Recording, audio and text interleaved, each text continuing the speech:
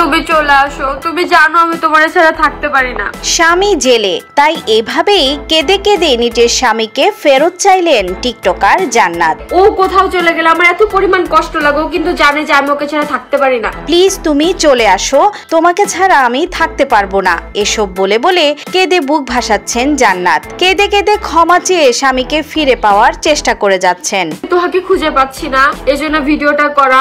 আমি জানি না আমার কপালে কি লেখা আছে, আমি চাই না আমাদের সংসারটা এত তাড়াতাড়ি শেষ হয়ে যাক। বেশ কয়েক বছর আগে আপত্তিকর ভিডিও সামাজিক মাধ্যমে ছড়িয়ে পড়ে ভাইরাল হন জান্নাত ও তোহা। তখন থেকে নানা বিতর্কে জড়ালেও নিজেকে বিভিন্ন ব্র্যান্ড প্রমোশনের কাজে লাগিয়ে পরিচিতি পায় জান্নাত। ব্যক্তিগত জীবনের বিভিন্ন মুহূর্ত দেখিয়ে ফেসবুকে জনপ্রিয়তা পায় তারা। কিছুদিন আগে নিজেদের অনাগত সন্তানের জন্য দোয়া চেয়ে ভিডিও বানিয়ে আলোচনায় আসেন জান্নাত ও তোহা। আমাদের জীবনের সাথে আরো একটা নতুন জীবন যুক্ত হচ্ছে। সম্প্রতি এই দম্পতি নিয়মিত সামাজিক যোগাযোগ মাধ্যমে জুয়া অ্যাকোসাইডের প্রচারে জড়িয়ে পড়েন। ভিডিও বানিয়ে এইসব অ্যাপে দর্শকদের আকৃষ্ট করছেন তারা।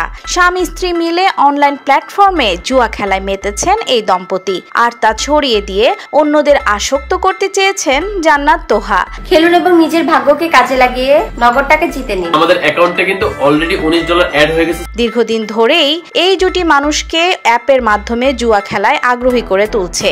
এসব অপরাধের দায়ে তোহাকে গ্রেফতার করেছে পুলিশ। পুলিশে ধরা খেয়ে স্বামীর জেলখানায় থাকা মানতে পারছেন না জান্নাত। কেঁদে কেঁদে ক্ষমা চেয়ে স্বামীকে ফিরে পাওয়ার চেষ্টা করে যাচ্ছেন। জান্নাত তোহার এমন অপপ্রচারকে ধিক্কার জানাচ্ছে নেটিজেনরা, বলছে এরা যুব সমাজ ধ্বংসকারী, এদের আইনের আওতায় আনা উচিত।